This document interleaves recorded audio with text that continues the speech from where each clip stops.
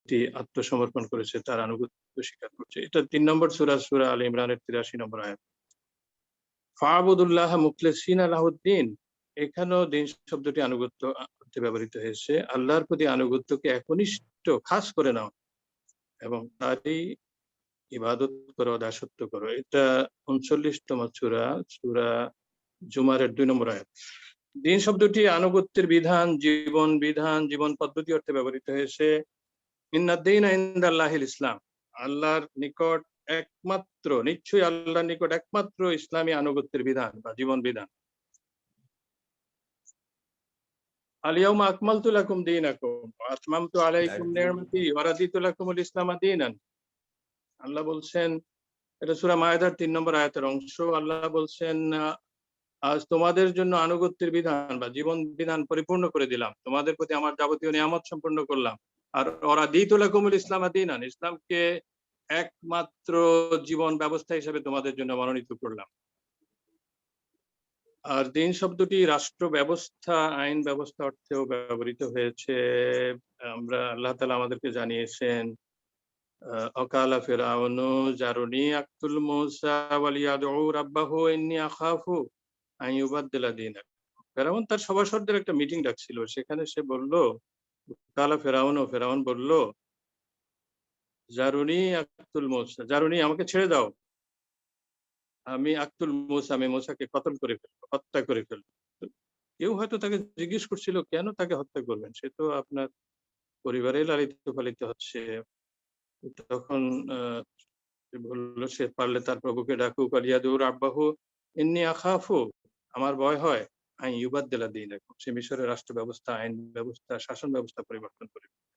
কারণ সে ফেরাউন বুঝে ফেলছে যে মূসা আলাইহিস সালাতু ওয়াস সালাম নবুয়ত পাইছে, নবুয়ত পাইলে উনি দাওয়াতি কাজ করবেন, ইসলাম প্রচার করবেন, ফলে অনেক লোক তার সাথে শরীক হবে এবং ফেরাউন যে কর্তৃত্ববাদী স্বৈরতান্ত্রিক বংশানুক্রমিক একটি শাসন চালু রেখেছেন, সেটি আর চালু রাখা সম্ভব হবে না। এইজন্য তিনি মূসাকে কতল করে ফেলবেন। এটা ৪০ নম্বর সূরা, সূরা আল মুমিনের ২৬ নম্বর আয়াত, ২৪ পারার সূরা।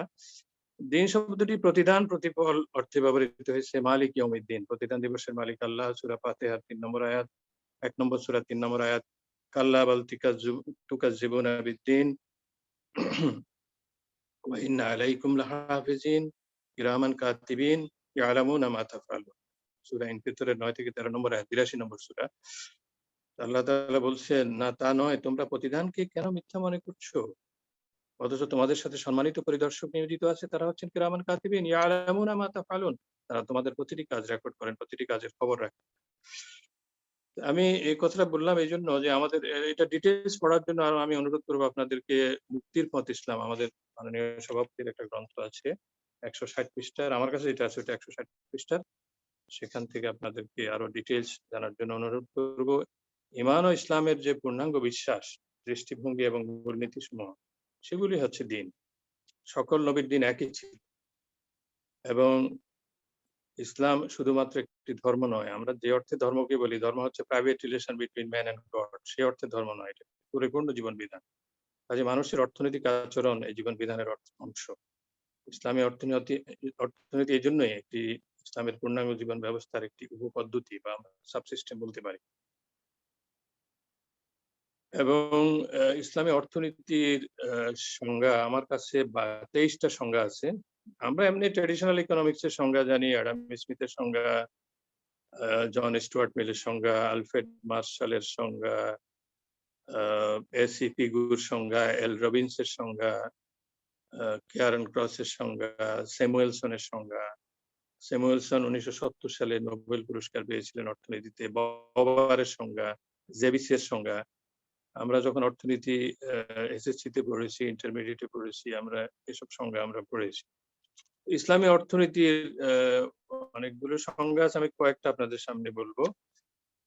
মোহাম্মদ বিন হাসান তুসি, ওনার জীবনকাল হচ্ছে ১২০১ থেকে ১২৭৪। উনি বলেছেন যে ইসলামী অর্থনীতি কল্যাণের বিজ্ঞান। ইবনে খালদুন, ওনার জীবনকাল ১৩৩২ থেকে ১৪০৬। তিনি বলেছেন যে ইসলামী অর্থনীতি হচ্ছে মাসেস বা জনসাধারণের, জমহুরের কল্যাণের সাথে সম্পর্কিত বিজ্ঞান। সৈয়দ আবুল আলা মওদুদী, ওনার জীবনকাল 1903 থেকে 1979। তিনি বলেছেন, সমাজ ও সংস্কৃতির ক্রমবিবর্তনের গতিকে অব্যাহত রেখে মানব জীবনের বুনিয়াদী প্রয়োজন যথাযথভাবে পূরণ করার ব্যবস্থা করা এবং সমাজের প্রতিটি ব্যক্তিকে স্বীয় যোগ্যতা ও প্রতিভা অনুযায়ী ব্যক্তিসত্তার ক্রমবিকাশ ও পরিপূর্ণতা অর্জনের অবাধ সুযোগ সৃষ্টি করার কাজ যে শাস্ত্র করে থাকে তাই হচ্ছে ইসলামী অর্থনীতি। আমাদের সভাপতির সম্পাদিত একটা গ্রন্থ আছে ইসলামী অর্থনীতি, আমি আশা করি সেটা আপনারা সংগ্রহ করে পড়বেন।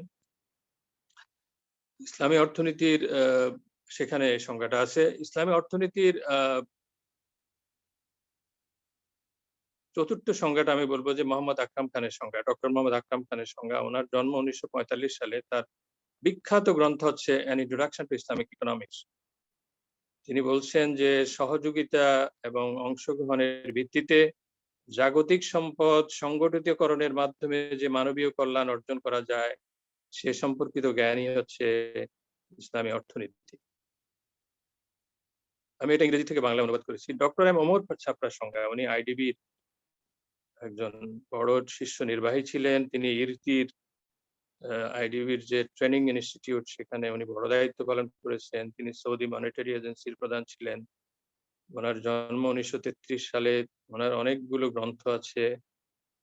উনি বলছেন যে ইসলামী অর্থনীতি হচ্ছে জ্ঞানের সেই শাখা যা ইসলামী শিক্ষার সাথে সঙ্গতি রেখে দুষ্প্রাপ্য সম্পদের বরাদ্দ এবং বন্টনের মাধ্যমে এবং ব্যক্তি স্বাধীনতা, অযথা খর্ব এবং সমষ্টি অর্থনীতির কোন রকম ভারসাম্যহীনতা এবং পরিবেশগত বিপর্যয় সৃষ্টি না করে মানবীয় কল্যাণ অর্জনে সহায়তা করা।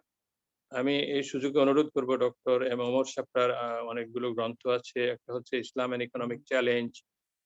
এটি প্রথমে বেরিয়েছিল ইসলামিক ফাউন্ডেশন ইউকে লেস্টার থেকে, এবং তার আরেকটা বই হচ্ছে towards A just monetary system, money and banking in an Islamic framework. এটা অনুবাদ হয়েছে ইসলামিক ইকোনমিক্স থেকে অনুবাদ করে বের করা হয়েছে।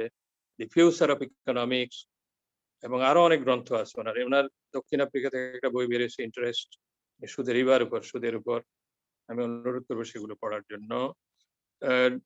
আমি এবার বাংলাদেশি একজনের সংজ্ঞা বলি, ডক্টর এম এ হামিদের সংজ্ঞা। উনি রাজশাহী বিশ্ববিদ্যালয়ের অর্থনীতি বিভাগের প্রফেসর ছিলেন এবং ইসলামী বিশ্ববিদ্যালয় কুষ্টিয়া এবং দারুল এহসান বিশ্ববিদ্যালয়ের সাবেক ভাইস চ্যান্সেলর ছিলেন। ওনার জীবনকাল 1939 থেকে 2002। উনি এখন দুনিয়াতে নেই। আমরা ওনার সাহচর্য পেয়েছি, বিভিন্ন সেমিনারে ওনার আলোচনা শুনেছি। তিনি বলেছেন ইসলামী অর্থনীতি হলো ইসলামী বিধানের সে অংশ যা প্রক্রিয়া হিসেবে দ্রব্য ও সেবা সামগ্রী উৎপাদন, বন্টন ও ভোগের প্রসঙ্গে মানুষের অর্থনৈতিক, সামাজিক, অর্থনৈতিক আচরণকে সমন্বিতভাবে অধ্যয়ন করে। আর ইসলামী অর্থনীতির উপর এক বড় বই আছে, এটা রাজশাহী বিশ্ববিদ্যালয় থেকে ছাপানো হয়েছিল, আমার কাছে আছে। এরপর আমি ডক্টর এম এ মান্নানের সংজ্ঞা বলবো। উনি ইসলামিক ডেভেলপমেন্ট ব্যাংকের বড় নির্বাহী ছিলেন। আমাদের দেশে তিনি SIBL প্রতিষ্ঠা করেছিলেন, যদিও এখন উনি ওখানে নাই।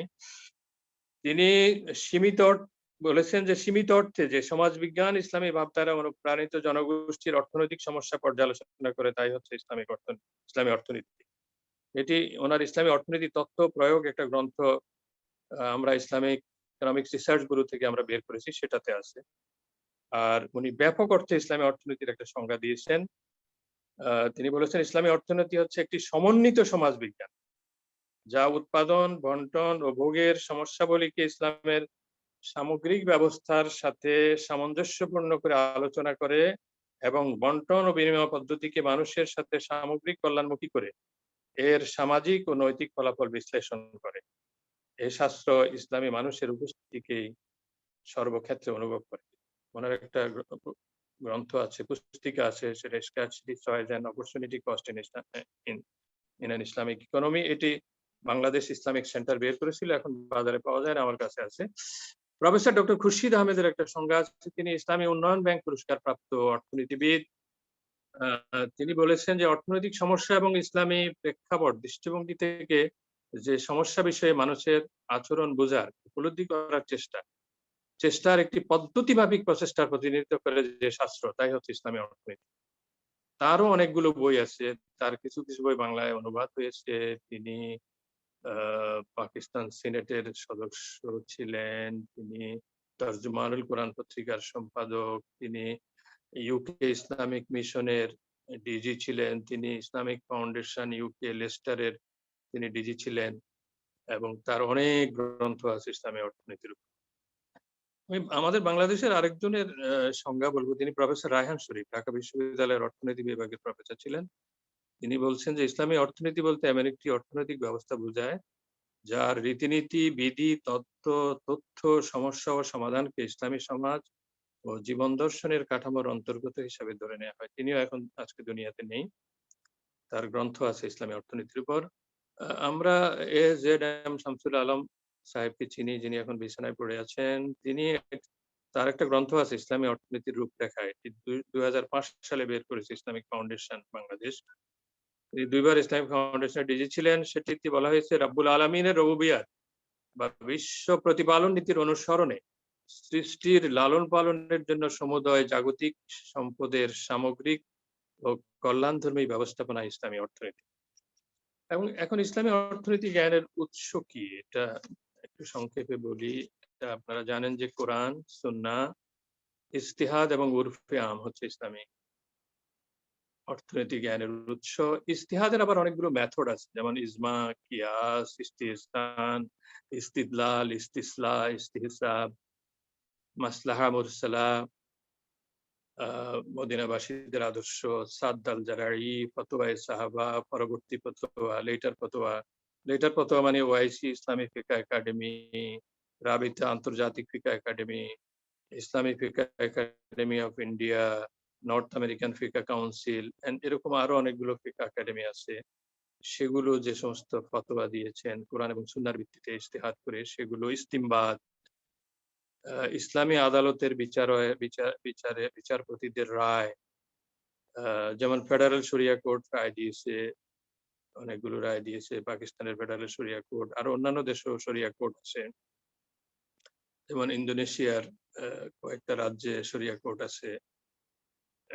সেগুলো যে রায় দিয়েছে সেগুলো ইসলামী অর্থনীতির জ্ঞানের উৎস। বিভিন্ন দেশের পার্লামেন্ট বা মজলিসে শুরা যে রায় দিয়েছে বা আইন প্রণয়ন করেছে সেগুলো ইসলামী অর্থনীতির উৎস। যেমন 1969 সালে তাবুং হজ ব্যাংক প্রতিষ্ঠিত হয়েছে মালয়েশিয়ায়, সেটার জন্য আইন প্রণীত হয়েছে। 1983 সালে ইসলামী অর্থনীতি এবং ইসলামী ব্যাংকিং কোম্পানি আইন মালয়েশিয়ান পার্লামেন্ট পাশ করেছে। ইরানে 1984 সালে আইন পাশ হয়েছে, যদিও তারা জাফরি ফিকহ অনুসরণ করে, তাদের ফিকহ অনুযায়ী তাদের ব্যবস্থাকে ইসলামাইজ করার জন্য তারা করেছে। সুদানে আইন পাশ হয়েছে 1985 সালে। তারপরে থাই পার্লামেন্টে 2002 সালে আইন পাশ হয়েছে। এগুলো ইসলামী অর্থনীতির জ্ঞানের উৎস। এবার আমি ইসলামী অর্থনীতির উদ্দেশ্যাবলী সম্পর্কে কথা বলবো। ইসলামী অর্থনীতির বৈশিষ্ট্য প্রথমে বলে নিই। ইসলামী অর্থনীতি প্রথম বৈশিষ্ট্য হচ্ছে ইসলামী অর্থনীতি ইসলামী জীবন ব্যবস্থার অবিচ্ছেদ্য অংশ। এটা আমরা প্রথমে দিন শব্দ ব্যাখ্যা করতে গিয়ে আমরা যেটা বলেছি যে এর ইসলামী জীবন ব্যবস্থার অবিচ্ছেদ্য এবং ইসলামী অর্থনীতির জন্ম হয়েছে, কিন্তু যাত্রা শুরু হয়েছে আদম আলাইহিস সালামের সময়। এটি হচ্ছে সমন্বিত অর্থনীতি। ইসলামী অর্থনীতি হচ্ছে সমন্বিত অর্থনীতি। এটা কম্পোজিট ইকোনমিক্স এবং এখানে ব্যক্তি মালিকানার স্বীকৃতি আছে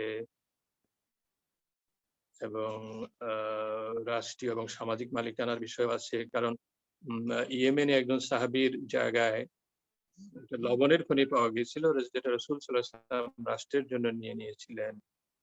এবং আমরা আরো অনেক বিষয় জানি। কাজেই ইসলামী অর্থনীতিতে ব্যক্তি মালিকানা যেমন স্বীকৃত, রাষ্ট্র দরকার হলে হস্তক্ষেপ করতে পারবে।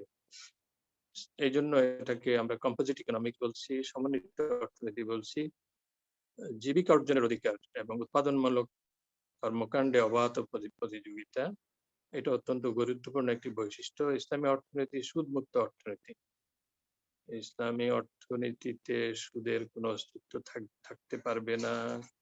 আমরা জানি যে সুদ অত্যন্ত মারাত্মক গুনাহ এবং সুদ সম্পর্কে আমি পরে একটু কথা বলবো, এই জন্য এখানে আর বলছি না। উৎপাদন, বন্টন এবং ভোগের ক্ষেত্রে হালালকে গ্রহণ এবং হারামকে বর্জন, এগুলো আমরা পরে আরো ডিটেইলস আলোচনা করবো, এই জন্য এখানে বলছি না। ব্যয় এবং বিনিয়োগের ক্ষেত্রে সুস্পষ্ট নীতিমালা।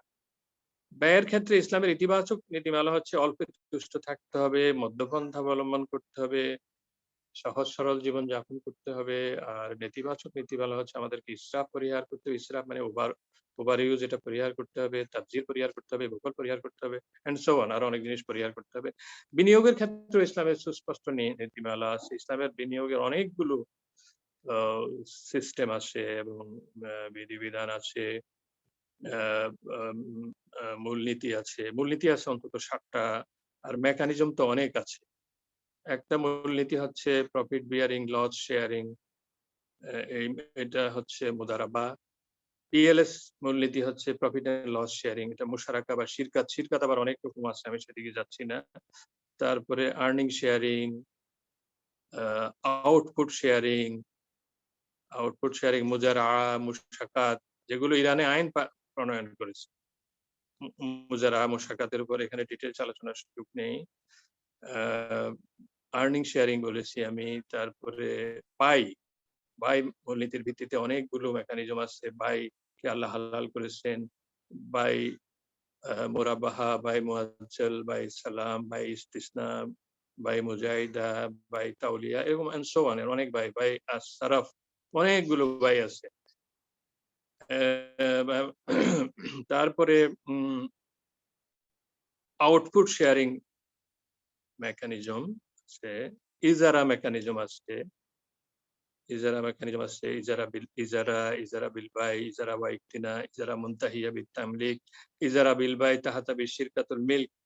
এই যে ৩ টা মেকানিজমকে একসাথ করে আমাদের একজন ফকি, বাংলাদেশের একজন ফকি মরহুম সৈয়দ মোহাম্মদ আলী এই মেকানিজমটা উদ্ভাবন করেছেন। এখানে বাই আছে, ইজারা আছে এবং শিরকাতুল মিল্ক আছে একসাথে। এটা এখন সারা দুনিয়ার ইসলামী ব্যাংকগুলো এটাকে গ্রহণ করেছে। এরপরে সার্ভিস বেসড ফাইন্যান্সিং আছে, লোন বেসড ফাইন্যান্সিং আছে, যেমন কর্জ। এটা ইকুয়াল টু ইকুয়াল ফেরত নিতে হবে। কর্জ এটা দিলে ইকুয়াল টু ইকুয়াল ফেরত নিতে হবে। আল আরিয়াও এক ধরনের কর্জ। কোন অ্যাসেট যদি আমরা কাউকে দেই, কোন ভাড়া না নেই, সেটা আল আরিয়া। তো এগুলো হচ্ছে ইসলামের বিনিয়োগের নীতিমালা। আরো অনেক নীতিমালা আছে, আমি সেগুলোতে যাওয়ার সুযোগ নেই। ইসলামী অর্থনীতি হচ্ছে নেক্সট বৈশিষ্ট্য হচ্ছে ভারসাম্যপূর্ণ সুষম অর্থনীতি। এটা ব্যালেন্সড একটা ইকোনমিক্স। আ এরপরের বৈশিষ্ট্য হচ্ছে সামগ্রিক কল্যাণ সাধন এবং জবাবদিহিতার ব্যবস্থা এখানে আছে। সামগ্রিক কল্যাণ সাধন মানে ফালাহ। ইসলামী অর্থনীতি ফালাহ ওরিয়েন্টেড এবং আ আমাদের আযানের সময় ফালার কথা বলা হয় এবং ফালাহ অত্যন্ত গুরুত্বপূর্ণ। আমরা পরে সুযোগ পেলে ফালাহ নিয়ে অনেক কথা আছে, ফালাহ নিয়ে আলাপ করব। এটা যাকাত ভিত্তিক অর্থনীতি। ইসলামী অর্থনীতি যাকাত ভিত্তিক অর্থনীতি। ইসলামী অর্থনীতি দারিদ্র্য দূরীকরণের অর্থনীতি। ইসলামও থাকবে, দারিদ্র্যও থাকবে, এটা হতে পারে না। দারিদ্র্য দূরীকরণের অর্থনীতি এবং ইসলাম দারিদ্র্য দূরীকরণকে অত্যন্ত গুরুত্ব দেয় এবং কঠিন দারিদ্র্য, অতি দারিদ্র্যকে ইসলাম আ পরিহার করার জন্য যত রকম মেকানিজম আছে সে ব্যবস্থা ইসলাম করেছে। মানুষ তার বেঁচে থাকার মতো মৌলিক চাহিদা পূরণে যখন ব্যর্থ হয়, ইসলাম সেটাকে দারিদ্র্য বলে। এবং আমাদের ডক্টর সাদেক বলেছেন, জনগণ দরিদ্র কারণ তারা দরিদ্র দেশে বাস করে। এটাও ঠিক। আমরা তো একসময় দরিদ্র ছিলাম না। আমাদের যখন মোগল আমলে এই উপমহাদেশের সারা পৃথিবীর জিডিপির 23% ছিল এই মোগলদের জিডিপি। আর সে সময় যে বাংলাদেশ ছিল, আজকে যে বৃহত্তর বেঙ্গল ছিল, এর জিডিপি ছিল 13%। যখন আমরা এর স্বাধীনতা হারাই তখন আমাদের ওয়ার্ল্ড জিডিপিতে আমাদের কন্ট্রিবিউশন ছিল 13%। ওরা এমনি আমাদের দেশে আসে নাই। আমাদের এখানে সম্পদ আছে বলেই ওরা আমাদের এখানে এসেছে। শোষণের সব ধরনের উপায় উপকরণ নিষিদ্ধ। এটা ইসলামী অর্থনীতির একটা বৈশিষ্ট্য। আমি ডিটেইলস করব না। এরপরে হচ্ছে সম্পদের উত্তম ব্যবহার নিশ্চিতকরণ। এরপরে হচ্ছে দুর্নীতি মুক্ত অর্থনীতি। ইসলামী অর্থনীতি হচ্ছে দুর্নীতি মুক্ত অর্থনীতি। তারপরের বৈশিষ্ট্য হচ্ছে জনগণের সহজ সরল জীবনযাপন নিশ্চিতকরণ। এরপরের বৈশিষ্ট্য হচ্ছে নির্যাতিত ও বঞ্চিতদের স্বার্থ সংরক্ষণ। আর এরপরের বৈশিষ্ট্য হচ্ছে কর্মসংস্থান সৃষ্টি এবং জাতীয় উন্নয়ন। আমি এগুলো ব্যাখ্যা করলাম না, কারণ আমার মনে হয় সময় কুলাবে না। আমরা সম্পদ নিয়ে একটু আলোচনা করব। সম্পদ মানব জীবনের জন্য অপরিহার্য। ইসলামের সম্পদ খুবই গুরুত্বপূর্ণ। সম্পদ ছাড়া মানুষের কল্যাণ নিশ্চিত করার লক্ষ্য অর্জিত হতে পারে না। মানুষের ব্যবহারের জন্য এই সম্পদ সৃষ্টি করা হয়েছে। এখন সমস্ত সম্পদের মালিক আল্লাহ। লিল্লাহি মা ফিস সামাওয়াতি ওয়া মা ফিল আরদ। সূরা বাকারা 284 নম্বর আয়াতে আল্লাহ তাআলা বলছেন, একমাত্র আল্লাহই মালিক, যা কিছু রয়েছে মহাকাশে আর যা কিছু রয়েছে পৃথিবীতে। তো এখানে তো সম্পদও আছে। কোন জিনিস সম্পদ না? গাছও তো এখন সম্পদ। আমরা একসময় বলতাম কাটো গাছ, খাও মাছ। যে এখন তো ডক্টর নজরুল বনায়নের ইসলাম সাহেব, একটু মাঝখান দিয়ে ইন্টারাপ্ট করি। সেটা হলো আপনার সাউন্ডটা একটু কম হচ্ছে, যেন শুনতে ইয়ে হচ্ছে।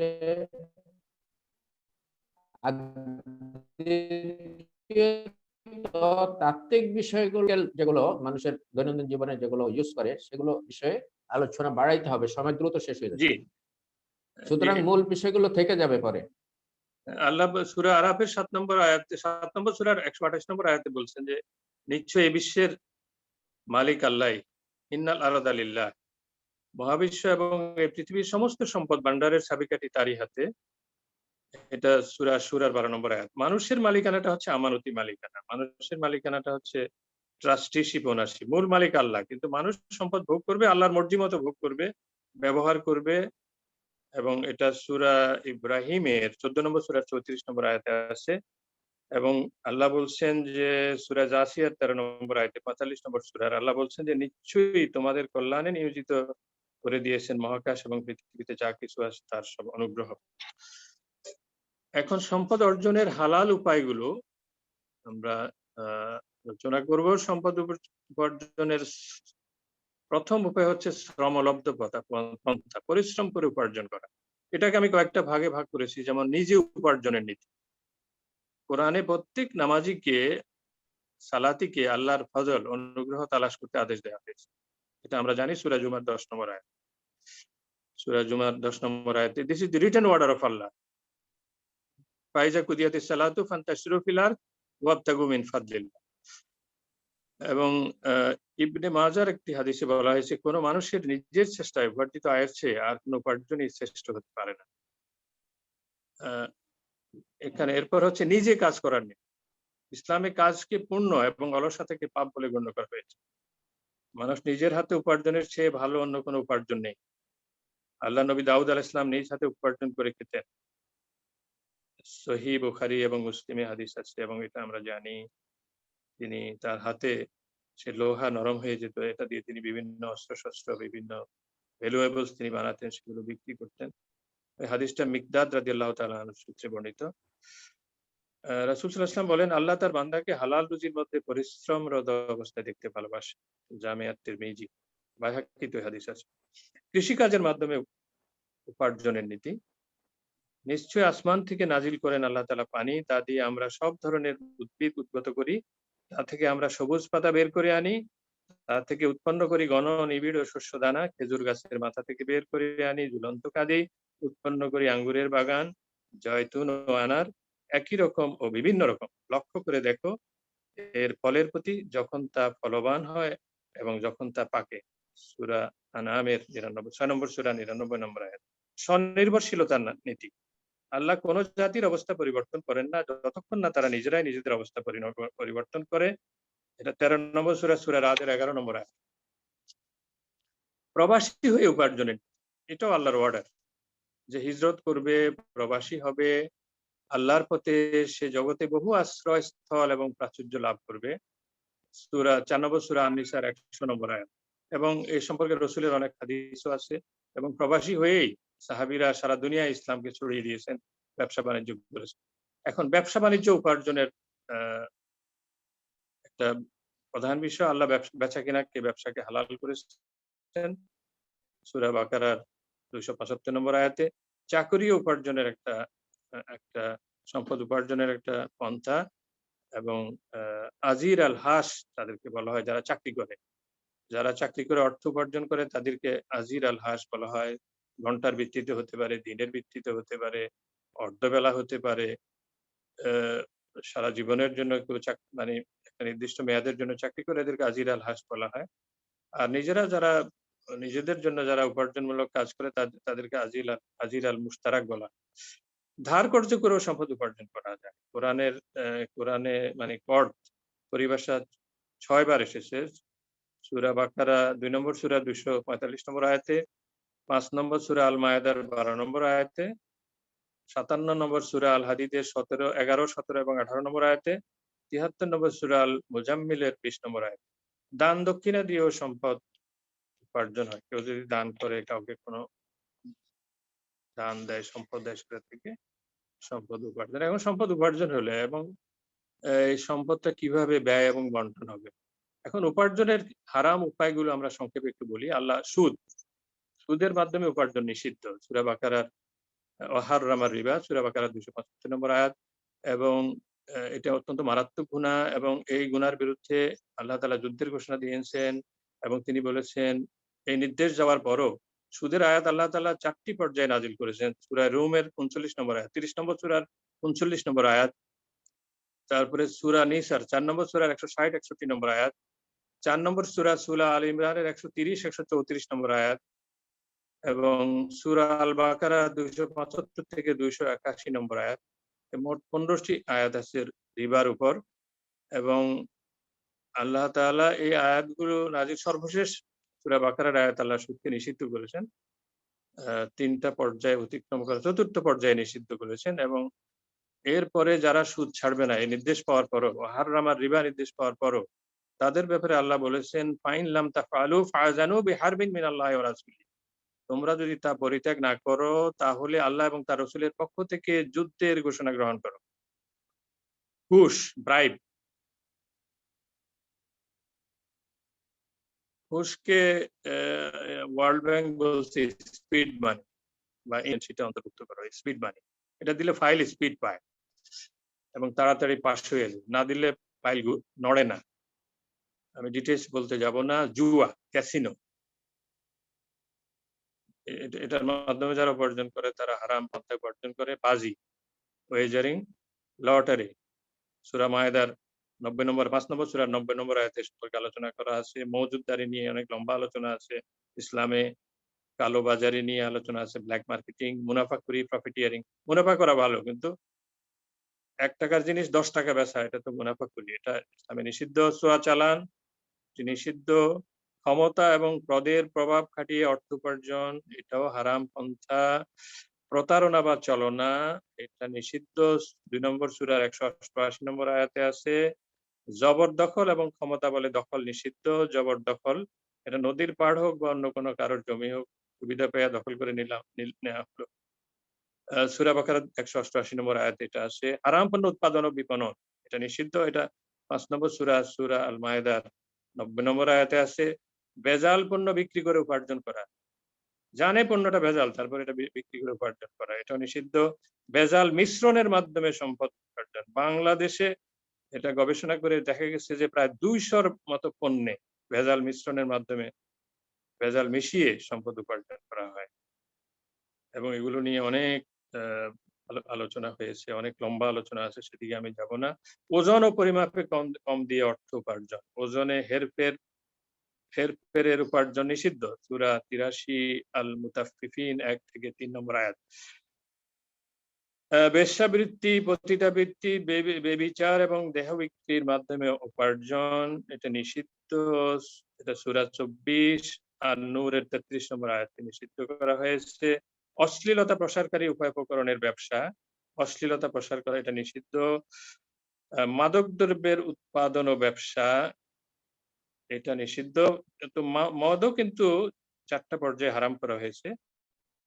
১৬ নম্বর সূরা আন-নাহলের ৬৭ নম্বর আয়াতে মদ সম্পর্কে বলা হয়েছে, মাদক সম্পর্কে বলা হয়েছে। এখানে হারাম করা হয়নি।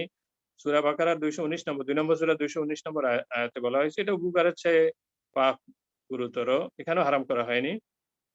সূরা নিসা ৪৩ নম্বর আয়াতে বলা হয়েছে মদ পান করে সালাতে যেতে নিষেধ করা হয়েছে, এখানেও হারাম করা হয়নি। সূরা মায়েদার ৯০ নম্বর আয়াতে ৫ নম্বর সূরার ৯০-৯১ নম্বর আয়াতে সুদকে নিষিদ্ধ করা হয়েছে। এখন বাংলাদেশে অনেক রকম মাদক আছে। গাঁজা, ভাং, আফিম, তাড়ি, heroin, morphine, codeine, pethidine, Valium, Sonaril, Mandrax, Seduxen, পলিটামিন, এলএসডি, মারিজুয়ানা, হাশিশ, ফেনসিডিল, ফ্রেনড্রফিন, বিদেশি প্রশান্তি রস, চরস, cocaine, hemp, brown sugar, smack, ইয়াবা, জাকি, এক্সেল, মোড, আইসপিল, আইসডব্লিউওয়াই, excitement, ecstasy, methamphetamine, alcohol, cannabis, psilocybin, MDMA, caffeine, মৃত সঞ্জীবিনী সুরা, বাংলা মদ এবং আরো আরো আরো আরো আছে। এগুলো ইসলামে এগুলো জমজমাট ব্যবসা এখন বাংলাদেশে হচ্ছে। ভাগ্য গণনার ব্যবসা, এটা ইসলামে নিষিদ্ধ। জবরদখলের মাধ্যমে সম্পদ উপার্জন, এটা আমি ক্ষমতা বলে জবরদখল আমি বলছি আগে, আর এমনি জবরদখলের মাধ্যমে সম্পদ এটা নিষিদ্ধ। লুণ্ঠন কার্য নিষিদ্ধ, লুণ্ঠন কার্য নিষিদ্ধ, এর মাধ্যমে সম্পদ উপার্জন নিষিদ্ধ। মূর্তি এবং ভাস্কর্য বানানো এবং বিপণন, এটাও এর মাধ্যমে মুসলিমদের সম্পদ উপার্জন আরাম। চিন্তায় এবং রাহাজানি, এর মাধ্যমে সম্পদ উপার্জন নিষিদ্ধ। জাদুমন্ত্রের ব্যবসা করে সম্পদ উপার্জন নিষিদ্ধ। ভাগ্য গণনার মাধ্যমে উপার্জন নিষিদ্ধ। সূরা মায়েদার 90 নম্বর আয়াতে বলা হয়েছে চুরি ডাকাতির মাধ্যমে সম্পদ উপার্জন, সম্পদ চুরি ডাকাতি নিষিদ্ধ। চোর, আল্লাহ এটা সূরা মায়েদার 5 নম্বর সূরার 30 নম্বর আয়াতে বলছেন, আমি আয়াতের টেক্সট আর পড়লাম না। আত্মসাৎ নিষিদ্ধ, এটা সূরা 3 নম্বর সূরার 161 নম্বর আয়াতে আছে। আমানতের খেয়ানত করে সম্পদ উপার্জন নিষিদ্ধ। ধাপ্পাবাজি করে সম্পদ উপার্জন নিষিদ্ধ। টেন্ডারবাজি করে উপার্জন নিষিদ্ধ। অর্জন করা নিষিদ্ধ। চোরাই মাল ক্রয় বিক্রয় নিষিদ্ধ। পাওয়া যায়, লাইন ধরে বসে আছে। আমি ময়মনসিংহে ম্যানেজার ছিলাম, গাঙ্গিনার পরে একদিন গিয়ে দেখলাম যে লাইন ধরে অন্তত 100 দোকান হবে। তো আমার অফিসার বললো যে স্যার এটা তো চোরাই জুতার, বিকেলে বসে। ময়মনসিংহের গ্রামে, আমি ময়মনসিংহ ইসলামী ব্যাংকের ম্যানেজার ছিলাম, লাইন ধরে বসে আছে, সবগুলো চুরির জুতা। চোরাই মাল বিক্রি ক্রয় বিক্রয় এটা নিষিদ্ধ। দুর্নীতির মাধ্যমে অর্থ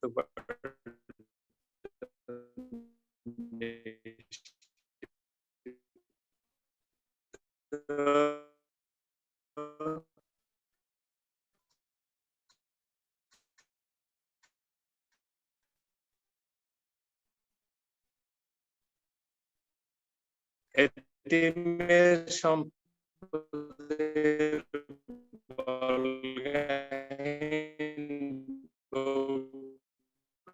ব্যবহার, ভক্ষণ এবং তার থেকে উপার্জন নিষিদ্ধ। সূরা 4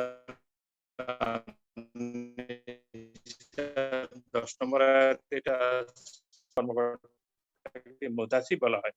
সেদিক থেকে মহানবী সাল্লাল্লাহু আলাইহি ওয়াসাল্লাম মদিনার ইসলামী রাষ্ট্রের প্রথম দিকের মুতাসিব ছিলেন। পরে ওমর রাদিয়াল্লাহু তাআলা আনহুকে মদিনার মুতাসিব হিসেবে নিয়োগ করা হয়, পরে আমাকে মক্কায় মুতাসিব নিয়োগ করা হয় এবং উমাইয়া, আব্বাসীয় এবং উসমানীয় খিলাফতে এই মুতাসিব ব্যবস্থা 1924 সাল পর্যন্ত চালু ছিল।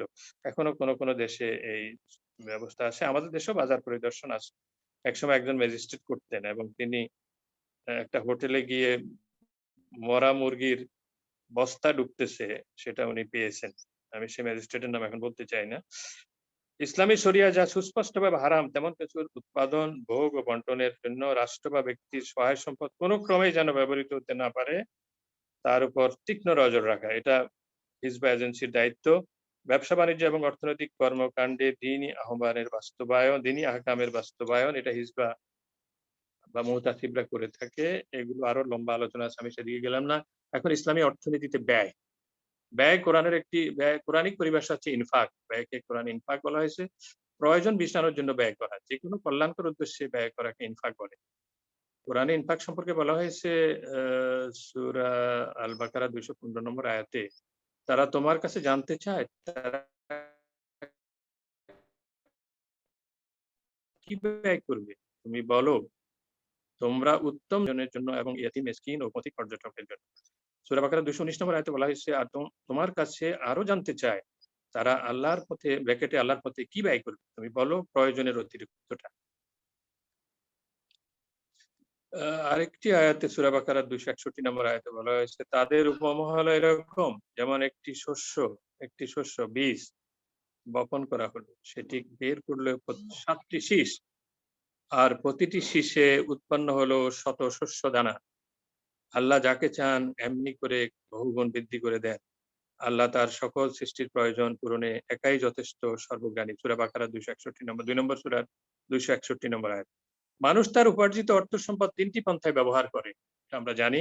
এক হচ্ছে মজুদ বা সঞ্চয় করে, 2 হচ্ছে বিনিয়োগ বা ইনভেস্ট করে, 3 হচ্ছে ব্যয় বা খরচ করে। অর্থ সম্পদ বৈধ পন্থায় ব্যয়ের আমি কয়েকটা পয়েন্ট বলি। নিজের প্রয়োজনে ব্যয় করা, স্ত্রী সন্তান সন্ততির ভরণ পোষণের জন্য ব্যয় করা, পিতামাতা ভাই বোন ও অন্যান্য নিকটাত্মীয়দের জন্য ব্যয় করা, ফরজ ওয়াজিব এবং নফল অব্লিগেশন সমূহ অভাবী ও দরিদ্রদের জন্য ব্যয় করা। এরপরে সম্পদ থাকলে এবং সম্পদশালী ব্যক্তি ইন্তেকাল করলে তার সম্পদ ইসলামী মিরাসি আইন অনুযায়ী ওয়ারিসদের মধ্যে ভাগ হয়ে যাবে। এখন ব্যয়ের ক্ষেত্রে ইসলামের নীতিমালা, ইতিবাচক নীতিমালা, নেতিবাচক নীতিমালা আমি বৈশিষ্ট্যের মধ্যে সংক্ষেপে বলেছিলাম।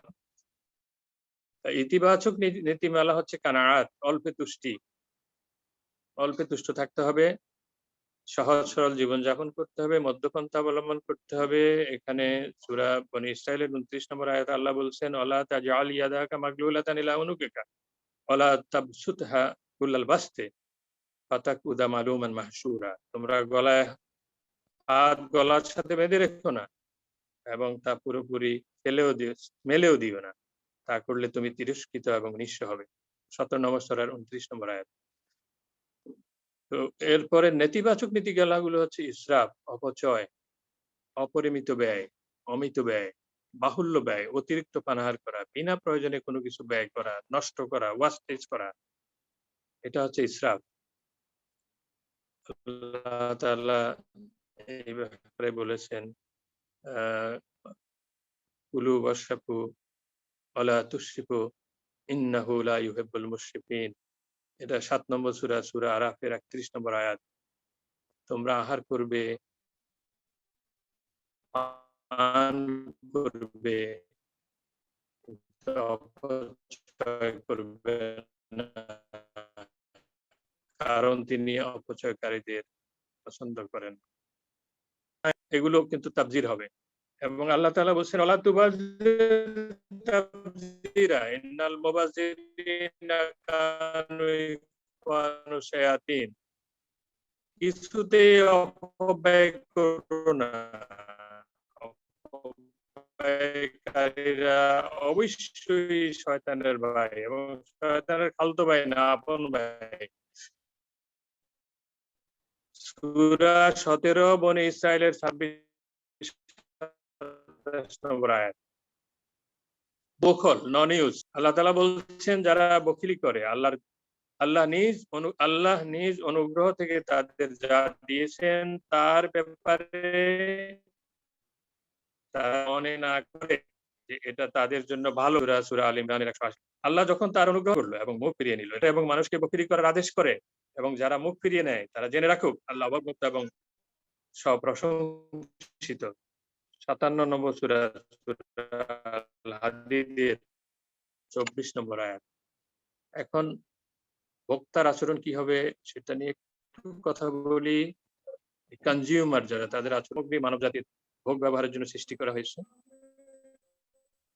জগতের বস্তু সামগ্রী মানুষকে এই জন্য দান করা হয়েছে যাতে সে তার অস্তিত্ব টিকিয়ে রাখতে পারে, যেন কল্যাণকর পন্থায় কাজে লাগাতে পারে, ভোগ ব্যবহার করতে পারে।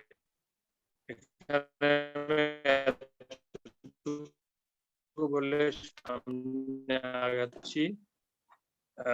ইসলামী অর্থনীতিতে অভাব এবং প্রয়োজনীয় কথা আছে। ইসলামে এমনি প্রচলিত অর্থনীতিতে অভাবকে অসীম বলা হয়, সম্পদ কম বলা হয়। কিন্তু ইসলাম এটা মনে করে যে সম্পদ মানুষ সব দুনিয়াতে আছে, কিন্তু কেউ বেশি সম্পদ দখল করে রাখছে, তারা দরিদ্র। এবং ইমাম শাতিবি, ইমাম গাজ্জালি রাহিমাহুল্লাহ, ওনারা মানুষের প্রয়োজনকে 3টি ভাগে ভাগ করেছেন, প্রধানত 3টি ভাগে ভাগ করেছেন। জরুরিয়াত মানে বেসিক নিডস, ফান্ডামেন্টাল নিডস। হাজিয়াত মানে যেটা রিকোয়ারমেন্ট, কমপ্লিমেন্টারিজ, কমফোর্টস মানে যেগুলো প্রয়োজনীয়, তাহসিনিয়াত বিউটিফিকেশন মানে সৌন্দর্য বর্ধক, এবং জরুরিয়াত বা অত্যাবশ্যকীয় যেগুলো আমাদের আইএলও 1962 সালে বলছে মানুষের জরুরিয়াত 5টা, প্রয়োজন 5টা: খাদ্য, বস্ত্র, বাসস্থান, শিক্ষা, চিকিৎসা। কিন্তু আমাদের ইমামরা অনেক আগে বলে গেছে, এবং তারা এটার আলোকে একটা ট্রি বানানো হয়েছে, আশ-শাজারাতুল হাজিয়াতিল আসাসিয়া। এখন মৌলিক প্রয়োজনগুলো মানে জরুরিয়াতকে 6 ভাগে ভাগ করছেন ইমাম শাতিবি। তিনি বলছেন যে বিশ্বাস এবং দ্বীন, ফেইথ এন্ড দ্বীন, ইডিওলজি, এটা হচ্ছে প্রথম জরুরিয়াত একজন মানুষের জন্য।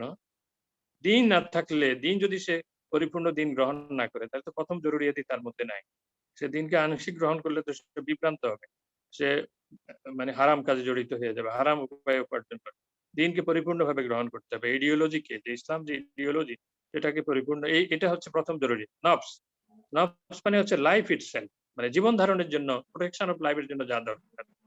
এটাকে ইমামরা আবার 10 ভাগে ভাগ করেছেন। তোয়ামুন, তোয়ামুন মানে ফুড, খাদ্য; লিবাসুন মানে বস্ত্র, ক্লথিং; মাকানুন মানে বাসস্থান, হাউস, শেল্টার; মুয়ালিজ মানে চিকিৎসা, মেডিকেয়ার; মুহিতুন পরিবেশ, এনভায়রনমেন্ট, পরিবেশ নিয়ে এখন অনেক কথা হচ্ছে, জলবায়ু পরিবর্তন নিয়ে অনেক কথা হচ্ছে, তো আমাদের ইমামরা অনেক আগে বলে গেছেন। ইয়ান কালুন মানে পরিবহন, যানবাহন, ট্রান্সপোর্ট, ট্রান্সপোর্ট জরুরিয়াত। ইস্তিরাহাতুন বিশ্রাম, অবসর নেয়া, দিনে কিছু সময় বিশ্রাম করা, লেজার পাওয়া। বিশুদ্ধ পানীয়, পিওর ওয়াটার, এটাও জরুরি। এখন পানি কিনে খেতে হয়। যোগ্যতা অনুযায়ী কাজ পাওয়া, work as per choice and capability, যোগ্যতা অনুযায়ী কাজ পাওয়া। শান্তি, সুস্থ, নিরাপত্তা, স্পেস, সেফটি এন্ড সিকিউরিটি, এগুলো হচ্ছে নফসের সাথে রিলেটেড জরুরিয়াত। তারপরে নসল, নসল মানে পরিবার গঠন, ফ্যামিলি ফরমেশন, উপযুক্ত বয়সে বিয়ে শাদী করা, আমি লম্বা করবো না। মাল, প্রপার্টি, ওয়েলথ, রিসোর্সেস, ওই পরিমাণ সম্পদ মানুষের থাকতে হবে যে পরিমাণ সম্পদ থাকলে সে ইজ্জতের সাথে বসবাস করতে পারে, সমাজে বসবাস করতে পারে, এবং সেটা হালাল এবং বৈধ পন্থায় উপার্জনের জন্য সেটাকে চেষ্টা করতে হবে। সেই জন্য উৎসাহিত করা হয়েছে। সম্পদের অপচয় রোধ করতে হবে, অন্যের সম্পত্তি গ্রাস করা থেকে বিরত থাকা অত্যন্ত গুরুত্বপূর্ণ। আকল, আকল মানে ইন্টেলেক্ট, শিক্ষা, বুদ্ধিমত্তা। আমি এটা আমাদের সভাপতি এগুলো আগে অনেক আলোচনা করেছেন, আমি এটা সম্পর্কে বিস্তারিত বলতে চাই না। হুররিয়াত, হুররিয়াত মানে ফ্রিডম, স্বাধীনতা। হাজিয়াত, এটা হচ্ছে জরুরিয়াতের কথা আমি বললাম। এখন হাজিয়াত, হাজিয়াত মানে লেস জরুরিয়াত, যেগুলো প্রয়োজনীয়, সেগুলো না হলেও মানুষের চলে না। যেমন এখন যদি আমাদের ল্যাপটপ থাকে আমরা কথা বলতে পারি, মোবাইল থাকলে, টাচ ফোন থাকলে আমরা কথা বলতে পারি। আমাদের কারোর যদি হেলিকপ্টার থাকে তিনি তার ইন্ডাস্ট্রিতে যেতে পারেন, নাহলে জামে পড়ে না। এখন তার সামর্থ্য থাকলে তিনি কিনবেন। আমার ক্ষতিটা কি? অত্যাবশ্যকীয় প্রয়োজন পূরণের পর কেউ যদি তার সামর্থ্য থাকে তিনি সেগুলো কিনলেন। যেমন আমাদের মেঘনা গ্রুপ হেলিকপ্টারে, ছোট হেলিকপ্টারে যায় ওনার ইন্ডাস্ট্রিতে জ্যাম থেকে বাঁচার জন্য। সুদান থেকে একজন হেলিকপ্টারে তার ছোট বিমানে করে মসজিদে নববীতে প্রতি শুক্রবারে নামাজ পড়তে আসে। আমি নাম বললাম না, ওনার নাম আমি জানি। তাহসিনিয়াত, থার্ড হচ্ছে তাহসিনিয়াত, বিউটিফিকেশন, সৌন্দর্য বর্ধনের জন্য যা কিছু দরকার সেটাকেও ইসলাম পূরণ করতে বলেছে। আল্লাহ নিজে সুন্দর, তিনি সৌন্দর্যকে পছন্দ করেন। সম্পদ বন্টনের 3টি বিধান এবং মূলনীতি আছে। সম্পদ এখন আমরা উপার্জন করলাম, ব্যয় করলাম, এরপরে যা থাকলো সেটা বন্টন করতে হবে। 3টি বিধান বা মূলনীতি আছে। যে যা উপার্জন করে তা তারই প্রাপ্য। লাইসা লিল ইনসানি ইল্লা মা শা, সূরা নজমের 53 নম্বর, সূরা 39 নম্বর আয়াত। মানুষ তাই পাবে যা সে চেষ্টা করবে। চেষ্টা করলেই তার উপার্জন হবে। ঘরে বসে থাকলে কেউ কিন্তু আল্লাহ তাআলা তার মুখে এসে আপেল পড়বে না। আপেল কিনে আনতে হবে বা আপেলের গাছ লাগাইতে হবে। এখন বাংলাদেশে আপেলের গাছ লাগাইছে অনেক, এবং আপেলের বাগান আছে এই দেশে। একের উপার্জিত ধন অন্যায়ভাবে অন্য কেউ নিতে পারবেন। লা তাকুলু আমওয়ালাকুম বিল বাতিল বাইনাকুম বিল বাতিল, তোমরা তোমাদের পরস্পরের মাল সম্পদ গ্রাস করো না বাতিল পন্থায়। সূরা নিসার 29 নম্বর আয়াত। হীনবল এবং দুর্বলদের সহায়তা করা, এই 3টা মূলনীতি এবং সরকারের নিকট থেকে জনগণের নিকট হস্তান্তর, এটাও ইসলামী রাষ্ট্র বা মুসলিম রাষ্ট্র এটা করতে পারে এবং করছে। বিভিন্ন মুসলিম রাষ্ট্র করছে। এবং সম্পদ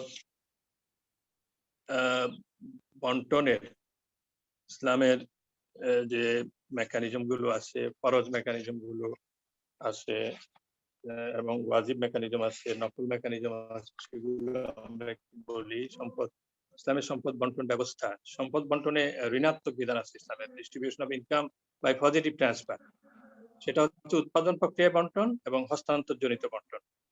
আর সম্পদ বন্টনের ধনাত্মক বিধান, যেটা distribution of income by negative transfer. এখন যেটা পজিটিভ ট্রান্সফার, সেটাকে আবার দুই ভাগে ভাগ করা হয়েছে, উৎপাদন প্রক্রিয়া বন্টন। এখানে ভূমির প্রাপ্য কি? ভূমি খাজনা পাবে, শ্রমের প্রাপ্য, শ্রম তার মজুরি পাবে। মূলধনের প্রাপ্য কি ইসলাম বলে দিয়েছে। মূলধন প্রফিট এন্ড লস শেয়ারিং এ প্রফিট পাবে, অথবা লস হলে লস পাবে। মুদারাবাতে প্রফিট এগ্রিড রেশিওতে সাহেব আল মাল পাবে, আর মুদারিব প্রফিট হলে প্রফিট পাবে, নাহলে তার খাটনি ম্যাট যাবে। মুশারাকাতে কিভাবে পাবে সেটা বলা আছে। সংগঠনের প্রাপ্য কি? লাভ হলে সংগঠন পাবে। উৎপাদনের এই চারটি উপকরণ, এটা উৎপাদন প্রক্রিয়া বন্টন। আর হস্তান্তর জড়িত বন্টন, সেটা হচ্ছে জনগণের নিকট থেকে জনগণের নিকট হস্তান্তর, আর সরকারের নিকট থেকে জনগণের নিকট হস্তান্তর। জনগণের নিকট থেকে জনগণের নিকট, সরকারের নিকট থেকে জনগণের নিকট যে হস্তান্তর ইসলামে আছে, সেটা হচ্ছে বাধ্যতামূলক হস্তান্তর। যেমন যাকাত, ওসর। বাংলাদেশে একসময় কোটিপতি, শুরুতে কোটিপতি ছিল 2 জন, এখন কত কোটিপতি আছে আলহামদুলিল্লাহ। আমাদের অর্থমন্ত্রী একটা হিসাব দিচ্ছে, আমি এটা বললাম না।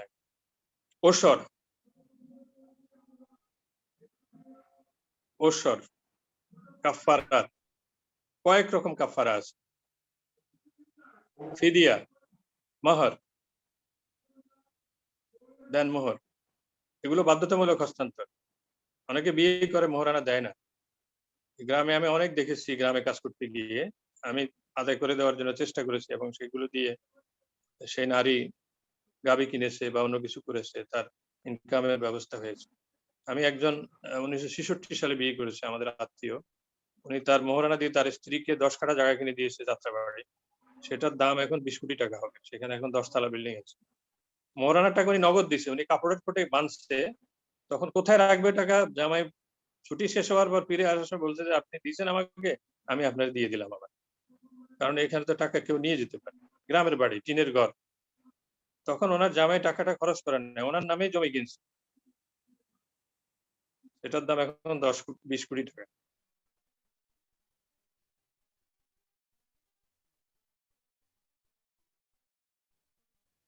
লাভবান হয়। ওয়াজিব হস্তান্তর, সাদাকাতুল ফিতর, নাফাকাত, নজর, মানাত, উধিয়া, কোরবানি, আকিকা। কোরবানির গোশত কিন্তু সংরক্ষণ করে ইসলামী উন্নয়ন ব্যাংক এবং আল রাজি কোম্পানি বা অন্যান্য প্রতিষ্ঠান, সেগুলো কিন্তু গরিব দেশগুলোতে পাঠানো হয়।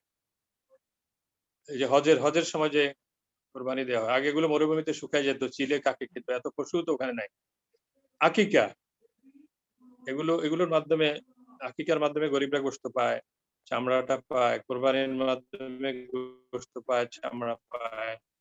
এবং ঐচ্ছিক হস্তান্তর, যেগুলো সাদাকাতে না ফেলা, এটা ফরজ সাদাকা না, কিন্তু সাদাকাতে না ফেলা, হিবা, ওয়াক, ওয়াসিয়াত, জারাইর, মিনহা মানে স্কলারশিপ, এগুলো রাসূল সাল্লাল্লাহু আলাইহি ওয়াসাল্লামের সময় ছিল। ওয়াক তো অত্যন্ত শক্তিশালী প্রতিষ্ঠান ছিল। হযরত ওসমান রাদিয়াল্লাহু তাআলা আনহু যে খেজুরের বাগান, আজওয়া খেজুরের বাগান ওয়াকফ করেছিলেন, সেটার ইনকাম থেকে এখন 20 তলা একটা বিল্ডিং হচ্ছে মদিনায়। সেই খেজুরের বাগানে ইউটিউবে দেখাইছে যে এখন 1700 খেজুর গাছ আছে। তো কোথায় উনি, হযরত ওসমান রাদিয়াল্লাহু নামে ব্যাংকে অ্যাকাউন্ট আছে, ইসলামী ব্যাংকে অ্যাকাউন্ট আছে। এবং বাংলাদেশে এখন ক্যাশ ওয়াকফ চালু হয়েছে। ক্যাশ ওয়াকফ চালু হয়েছে। এমনি ওয়াকফ সম্পত্তি ওয়াকফ প্রশাসনের অনুমতি নিয়ে অনেকে বিক্রি করে ফেলে, এবং অনেক ওয়াকফ সম্পত্তি দখল হয়ে যায়। এখন অনেকে ক্যাশ ওয়াকফ করে, সেটার ইনকাম তিনি যেখানে যাদেরকে দেওয়ার জন্য, মাদ্রাসাকে বা যাদেরকে দেওয়ার জন্য নির্দেশ দিবেন, সেখানে দেওয়া হয়, এবং এর জন্য তিনি যুগ যুগ ধরে বেনিফিট পেতে থাকবেন। এবং এগুলো সম্পর্কে লম্বা আলোচনা করা দরকার ছিল, কিন্তু এগুলো সেই সময় নাই। আমি আগে যেটা বলেছি যে সম্পদ বন্টনে যে উৎপাদন প্রক্রিয়ায় বন্টন, যেটা মূলধনের যে প্রাপ্য, সেখানে একটু ব্যাখ্যা দেওয়া দরকার। যে উৎপাদনের অত্যন্ত গুরুত্বপূর্ণ উপাদান হলো মূলধন। মূলধন সকল অর্থনৈতিক কর্মকাণ্ডের চালিকা এবং এই ইসলামে এই মূলধনের প্রাপ্য কি হবে সেটা ইসলাম বলে দিয়েছে। এখন কারখানার বিল্ডিং, কলকবজা, যন্ত্রপাতি, কৃষকের লাঙ্গল জোয়াল, ট্রাক্টর, বীজ ধান, মাঝির নৌকা, পাল, বৈঠা, জেলের জাল, ঝুড়ি, কামারের হাপার, লোহা, কুমিরের কুম্ভ, খেতিকারের ক্যাঁচি, চিরুনি, নিরুন, এগুলো সবকিছুই মূলধন ট্রেডিশনাল ইকোনমিক্সে। উৎপাদন কার্যে ব্যবহৃত সব ধরনের কাঁচামালই মূলধনের অন্তর্ভুক্ত ট্রেডিশনাল অর্থনীতি। কিন্তু ইসলামী অর্থনীতিতে মূলধন হচ্ছে টাকা, নগদ টাকা, যেটা যেটা নগদ বিক্রি করা হয়। আর ওই যে মেশিনারিজ গুলোকে ভূমির অন্তর্ভুক্ত করা হয়, ভূমির অন্তর্ভুক্ত করা হয়। এগুলোতে আপনাদের মধ্যে প্রশ্ন জাগতে পারে, এগুলো লম্বা আলোচনা আছে। আপনারা বিভিন্ন গ্রন্থ, ইসলামী অর্থনীতির উপর বিভিন্ন গ্রন্থগুলো যদি পড়েন, বিশেষ করে ডক্টর ওমর সাপটার গ্রন্থ যদি পড়েন, সেখানে আপনারা এগুলোর উপর, বা ডক্টর আকরম খানের গ্রন্থ যদি পড়েন, ডক্টর খুরশিদ আহমেদের গ্রন্থ যদি এগুলোর উপর লম্বা আলোচনা আছে। আর সংগঠককে ইসলামে অর্গানাইজার বলা হয়েছে, মুদারিব বলা হয়েছে, সাহেব আল মাল এবং মুদারিবের ভূমিকা কি হবে সেটা সুস্পষ্ট ইসলামের নির্দেশনা আছে। এবং এই মুদারাবা কিন্তু নবুয়ত পাওয়ার আগেই কিন্তু মক্কায় চালু ছিল। মক্কার সবকিছু কিন্তু তারা ভাস্কর্য পূজা শুরু করছে, কিন্তু তারা কাবারের মালিককে কিন্তু তারা আল্লাহ মানত। এবং বিবি খাদিজা রাদিয়াল্লাহু তাআলা, বিবি খাদিজা তখন তো রাসূলের সাথে বিয়ে হয়নি। বিবি খাদিজা তার সম্পদ কিন্তু সুদে খাটাতেন না, তিনি মুদারাবা পদ্ধতিতে খাটাতেন। এবং রাসূল সাল্লাল্লাহু আলাইহি ওয়াসাল্লামকে অনেকে কর্মচারী বলেন। রাসূল সাল্লাল্লাহু আলাইহি ওয়াসাল্লাম ছিলেন মুদারিব, আর বিবি খাদিজা ছিলেন সাহেব আল মাল, এবং দুইজনে প্রফিট ভাগ করে নিয়েছে এবং অ্যাজ পার এগ্রিড রেশিও। এবং রসুলের কাছ থেকে উনি অনেক বেশি প্রফিট পেতেন এবং তিনি তার খাদেমকে রসুলের সাথে পাঠিয়েছেন। রসুল দুই তরফা যে মাল নিয়ে যেতেন সিরিয়ায় বা বিভিন্ন রাজ্যে, সেগুলো বিক্রি করে যে মুনাফা হতো সেটারও ভাগ বিবি খাদিজা পেতেন। আবার যে মাল উনি ওখান থেকে নিয়ে আসতেন সেটারও প্রফিট পেতেন। বিবি খাদিজার ফান্ড অন্যরাও ব্যবহার করতে বলে জানা যায়, কিন্তু তারা একতরফা প্রফিট দিত, ফলে রসুলের কাছ থেকে উনি ডবল প্রফিট পেতেন। এবং সেই জন্য তিনি, তার পরিবার থেকে পরে রসুলের কাছে বিয়ের প্রস্তাব আসছে। রসুল বললেন যে আমার চাচার সাথে কথা বলার জন্য। চাচা ওই দিনই, যেদিন প্রস্তাব আসছে সেদিনই বিয়ে পড়িয়ে দিয়েছেন। এবং সেই বিবি খাদিজার যে কন্ট্রিবিউশন ইসলামের জন্য সেটা আমরা জানি। এবং আমাদের দেশে আমাদের ইসলামের হস্তান্তর জড়িত বন্টন, যেগুলোর কথা আমি বললাম, মেকানিজম, সেগুলো সেগুলো অত্যন্ত গুরুত্বপূর্ণ। জাকাত, ওসর, এগুলো নিয়ে লম্বা আলোচনা করা দরকার। ওসর বাংলাদেশে অনেকে দেয় না। কাফফারা কত রকম, কাফফারা প্রতিজ্ঞা ভঙ্গ করলে কাফফারা দিতে হবে, জিহার করলে কাফফারা দিতে হবে, শরঈ ওজর ছাড়া রমজানের রোজা ভাঙলে কাফফারা দিতে হবে, কোন হজ যাত্রী হজের সময় স্বীকার করলে কাফফারা দিতে হবে, দিয়াতের ক্ষেত্রে কাফফারা দিতে হবে, কেউ চুক্তি ভঙ্গ করলে কাফফারা দিতে হবে। আমাদের এখানে ওই ইয়ের সময় কেউ মারা গেলে ওই বলে যে কত ওয়াক্ত নামাজ কাজা হয়েছে সেটা কাফফারা দিয়ে দেন মসজিদে।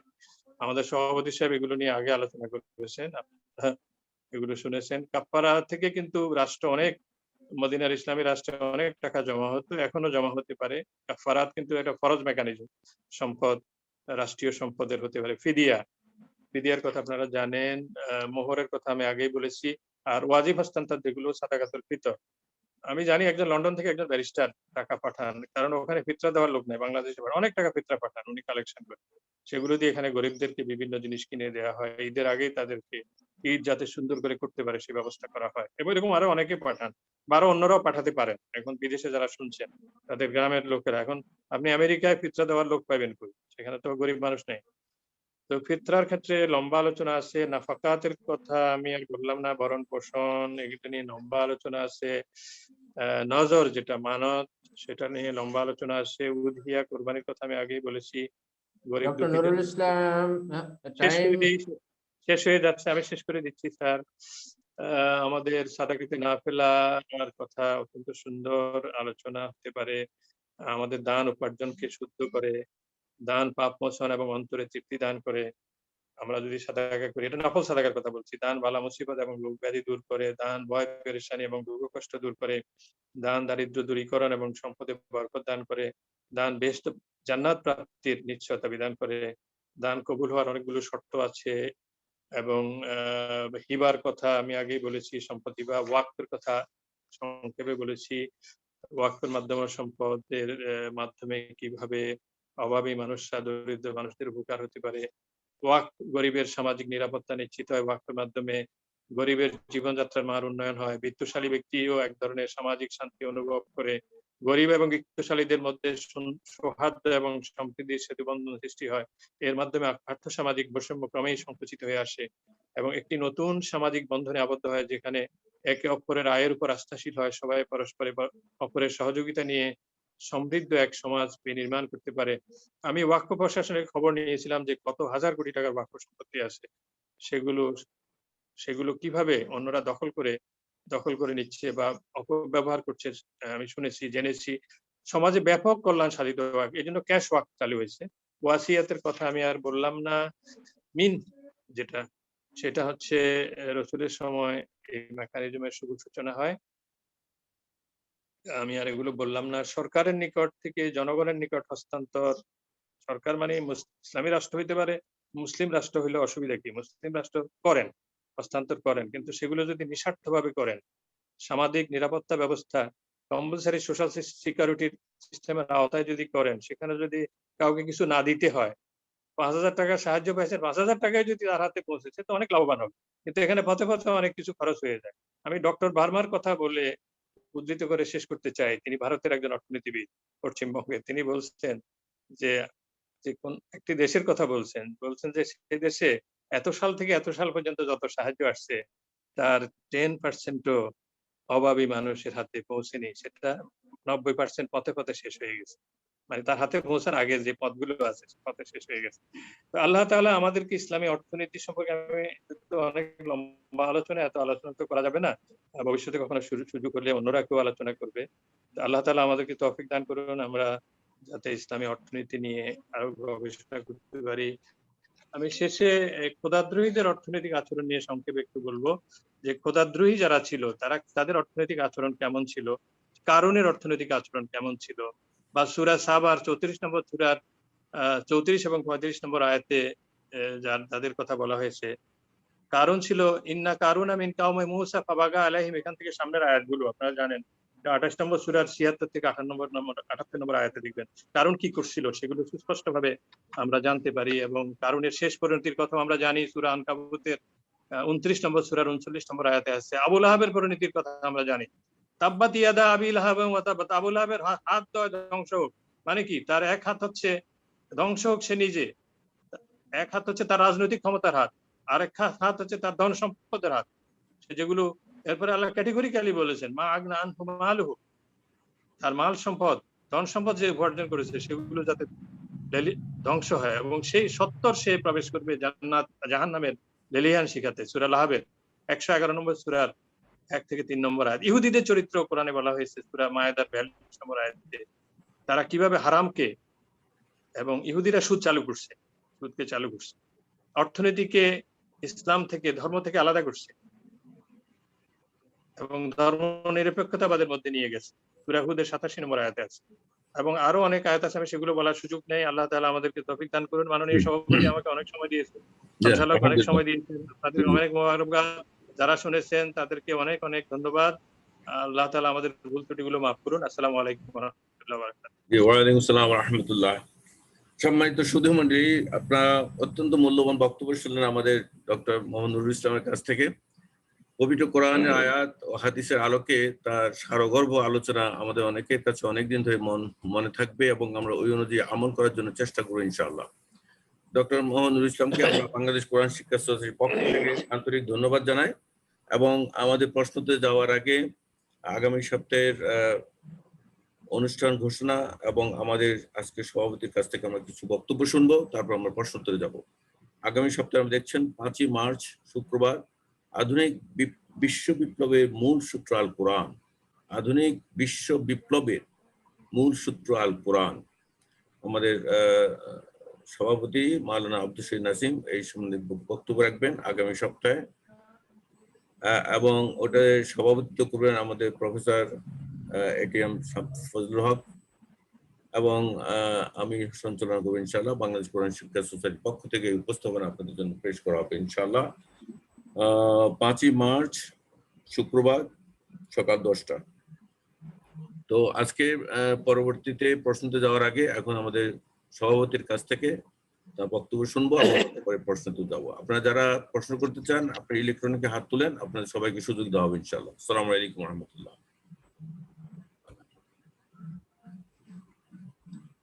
আসসালামু আলাইকুম রহমতুল্লাহি ওয়া বারাকাতুহু। ওয়ালাইকুম আসসালাম। ওয়ালাইকুম আসসালাম। আলহামদুলিল্লাহ, আমরা অত্যন্ত জ্ঞানগর্ভ একটি আলোচনা শুনলাম ডক্টর মোহাম্মদ নুরুল ইসলামের কাছ থেকে। ইসলামী অর্থনীতি একটি টাফ সাবজেক্ট, একটি কঠিন সাবজেক্ট। এটার বিভিন্ন দিক রয়েছে, বিভিন্ন থিওরি রয়েছে, বিভিন্ন পরিভাষা রয়েছে। এগুলো সাধারণ মানুষের জন্য অনেক সময় দুর্বোধ্য। তারপরও এখানে আলহামদুলিল্লাহ শিক্ষিত ব্যক্তিবর্গ উপস্থিত আছেন, তাদের জন্য এবং তারা এগুলো চর্চা করেন, যেহেতু এটা কোনো কঠিন বিষয় নয়। আলহামদুলিল্লাহ, অর্থনীতির উপরে বিভিন্ন দিক নিয়ে ডক্টর নুরুল ইসলাম আলোচনা করেছেন। এগুলোর দ্বারা আমরা উপকৃত হব ইনশাআল্লাহ। এবং অর্থনীতি যে আমাদের অনুধাবন করা উচিত এবং অর্থনীতি বোঝা উচিত, এটা আমরা উপলব্ধি করতে পেরেছি। আমি ডক্টর নুরুল ইসলামের সাথে যোগ করে দুই একটি কথা বলতে চাই।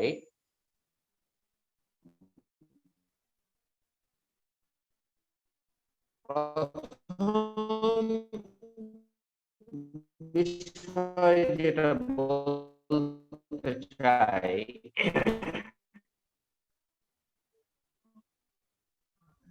আমরা হাদিসে পড়ে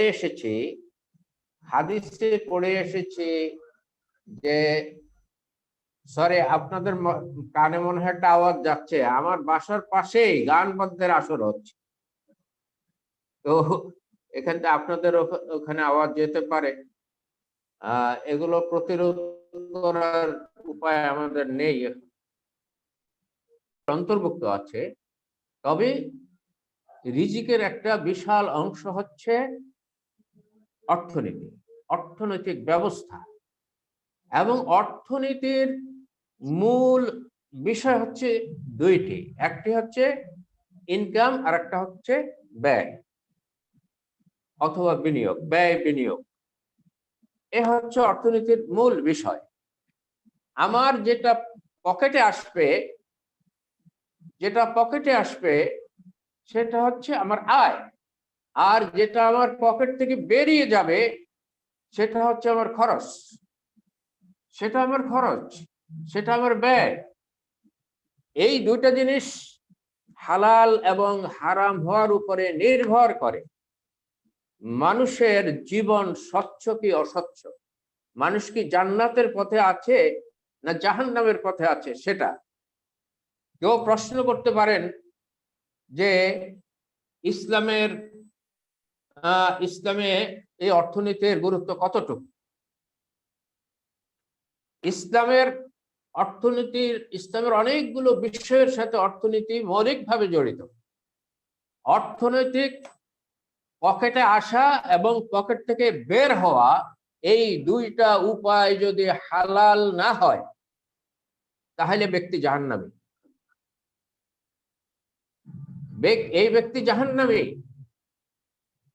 তার পকেটে ঢোকার এটা হচ্ছে ইনকাম সোর্স, আর তার পকেট থেকে বের হওয়ার মানে সে যা ব্যয় করে, সে যা খরচ করে, তার এক্সপেন্ডিচার,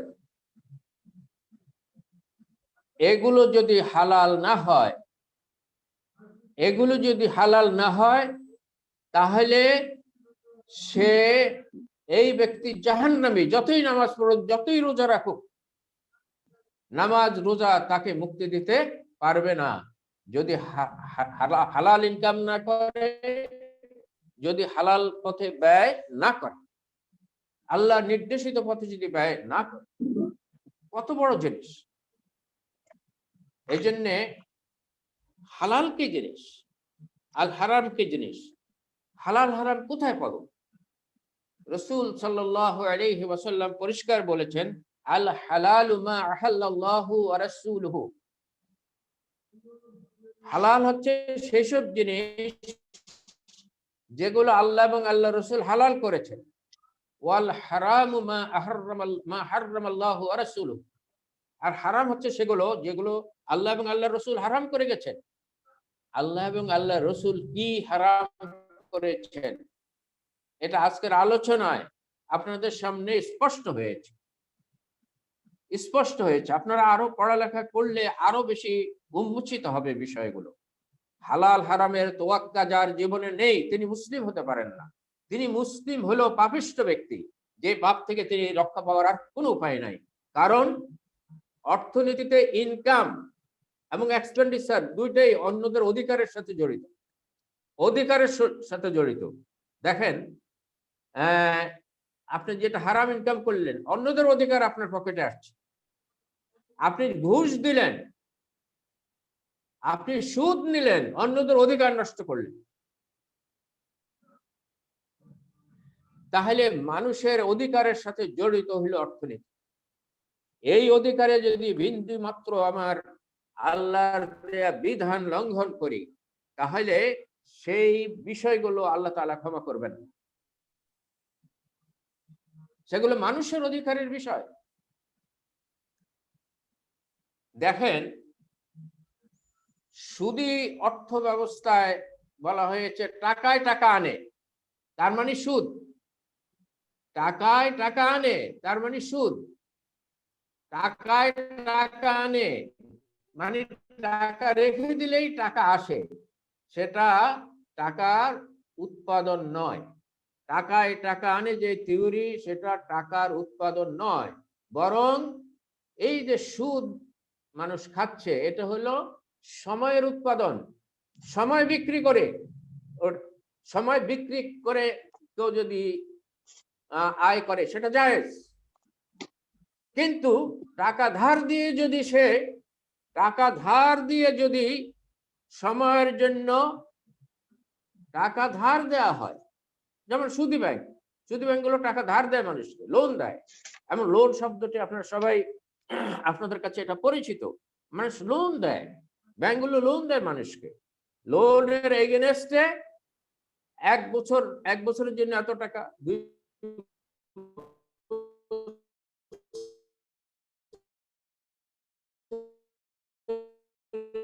জন্য এত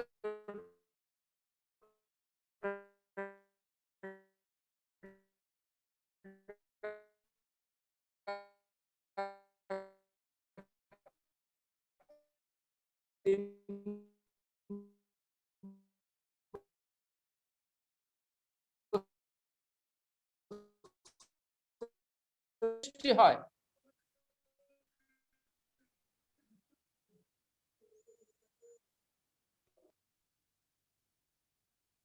আর সুদী অর্থ ব্যবস্থার উপমা হলো এটা ডাউন টু টপ, নিচের থেকে উপরের দিকে যায় টাকা, নিচের থেকে টাকা উপরের দিকে যায়, টাকাওয়ালার কাছে টাকা যায়।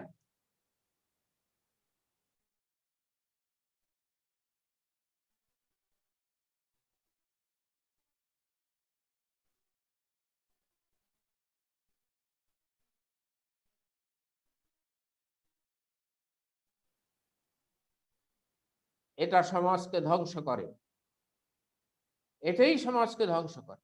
স্বচ্ছতা যাতে অর্জন করতে পারে এগুলো নিয়ে আলোচনা আছে। আমরা ব্যাপক পড়ালেখা করা উচিত অর্থনীতির বিষয়ে। আমরা যেমন নামাজ রোজা শিখছি, অসংখ্য মাসলা মাসাইল আসে, জিজ্ঞাসা করে মানুষ নামাজ রোজা এগুলি সম্পর্কে, কিন্তু অর্থনৈতিক হালাল হারামের বিষয়ে কম প্রশ্ন আসে। এই বিষয়গুলো আমরা অবজ্ঞা করে চলছি। এই অবজ্ঞা থেকে আল্লাহ তাআলা আমাদেরকে হেফাজত করুন। আমরা যেন অর্থনৈতিক বিষয়ে সচেতন হই, সেই তৌফিক আল্লাহ তাআলা আমাদেরকে দান করুন। এখন প্রশ্ন উত্তর। জি, আলহামদুলিল্লাহ। আজকে প্রশ্নকারী অনেক বেশি, প্রায় 9-10 জন হাত তুলেছেন। সবাই ইনশাআল্লাহ সুযোগ পাবেন, তবে প্রশ্নগুলি সংক্ষেপে করবেন, মন্তব্য না দিয়ে প্রশ্ন করুন, সবার প্রতি অনুরোধ। প্রথমে জনাব জি জি আব্দুল সালাম সিদ্দিক, আপনি আনমিউট করে প্রশ্ন করুন। যে ইয়ার কমান্ডার সাহেব সঠিক বলেছেন, অনেকেই প্রশ্নের মধ্যে মন্তব্য করেন, বক্তব্য রাখাও শুরু করেন অনেকে, জি, সেটা করতে গেলে অন্যরা বঞ্চিত হবেন। বঞ্চিত তো হবে। জি আমরা শুধু সংক্ষিপ্ত প্রশ্ন করব, আর প্রশ্নটা এমন হওয়া দরকার যাতে সেটার পিছনে আর বক্তৃতা করতে না হয়। জি জি, আব্দুল সালাম সিদ্দিক আসসালামু আলাইকুম। জি, আসসালামু আলাইকুম। অনেক ধন্যবাদ অনেক ইলাবোরেট আলোচনার জন্য। আমার একটা প্রশ্ন হচ্ছে যে এটা তো ইসলামিক স্কলাররা, ইসলাম যেন সর্বশ্রেষ্ঠ জীবন ব্যবস্থা, ইসলামের অর্থনীতি সর্বশ্রেষ্ঠ অর্থ ব্যবস্থা। এখন এই যে থিওরিটিক্যাল আলোচনা আগে ওলামারা করছেন, আধুনিক মুসলিম বিশ্বের স্কলাররা করছেন, এইগুলো তো সব বই পুস্তকের ভিতর লিপিবদ্ধ রয়ে গেছে। 57টা মুসলিম স্টেট, তারা একটা স্টেটও বলতে পারবে না তার ইসলামী অর্থনীতি বাস্তবায়ন করছে। এই ব্যাপারে আলোকপাত করা আমার মনে হয় জরুরি ছিল, কারণ এক পাগায় তো দুই খণ্ড নাই। এবং ইসলামী অর্থনীতিকে বাস্তবায়নের জন্য ইসলামী হুকুমত ছাড়া এটা সম্ভব না, এটা ব্যক্তি পর্যায়ের কোনো ব্যাপার না। কাজে এই ব্যাপারে আলোকপাত করা উচিত। আর দুইটা ব্যবসার কথা, ওয়ার্ল্ড ব্যাপী অস্ত্র ব্যবসা, মারণাস্ত্র ব্যবসা, এই একটা ব্যবসার ব্যাপারে অবশ্যই আলোকপাত করা উচিত। আর ধর্মীয় লেবাসে পীরগিরি ভণ্ড পীরদের ব্যবসা, শত শত হাজার হাজার কোটি তারা অ্যাকুমুলেট করতেছে, এই ব্যাপারে আমাদের বক্তব্য রাখা উচিত। আরেকটা ব্যাপার হচ্ছে ওয়ার্ল্ড ব্যাংক এবং IMF তাদের লোন ছাড়া মুসলিম যে তারা বাইরে, এই ব্যাপারে দৃষ্টিভঙ্গিটাও আলোচনা থাকা উচিত বলে মনে করি। ধন্যবাদ। যে আব্দুল সালাম সিদ্দিকী সাহেব যে প্রশ্ন করেছেন, এগুলো শরীয়তের সাথে জড়িত। আমাদের আলোচককে তো আমরা নিয়ন্ত্রণ করেছি, উনি যদি আলোচনা করতেন সব বিষয় নিয়ে, তাহলে তো অনেক সময় দরকার। জি জি, আপনি কয়েকটা উল্লেখ করেছেন, এর বাইরেও আরো অনেক সুদের পথ আছে। তো সুদূর পথ যেগুলো, সেগুলো তো আলোচনা শুরু হয়েছে, আমরা আলোচনা করছি, আরো আলোচনা হবে আলহামদুলিল্লাহ। আর এই অস্ত্র ব্যবসা ট্যাবসা এগুলো নিয়ে তো আলোচনা, এখানে আলোচনা আসার দরকার নেই। অস্ত্র ব্যবসা কখনো জায়েজ হয়, কখনো না জায়েজ হয়। যে ঠিক আছে, এগুলো নিয়ে আমার মূল প্রশ্ন হলো ইসলামী অর্থনীতি বাস্তবায়ন হবে কি করে? এটা বইপত্রে তো অনেক আলোচনা হয়েছে, বাস্তবায়ন হবে কি করে? 57 মুসলিম স্টেট কেউ কিছু করতেছে না, খালি আইন পাশ করে পার্লামেন্টে ওখানে পড়ে থাকে। ঠিক আছে, এটা প্রশ্ন না, বাস্তবায়ন হবে কি প্রশ্ন করে, এটাই, কিভাবে বাস্তবায়ন হবে এটাই প্রশ্ন। বুঝতে পেরেছি। ইসলামী অর্থনীতি হলে আপনার পরিবারে যত আপনার সামর্থ্য আছে এটা আপনি চালু করেন, আমার পরিবারে আমি চালু করবো, এইভাবে বাস্তবায়ন হবে। আর বাকিটা রাষ্ট্রের দায়িত্ব। ইনশাআল্লাহ।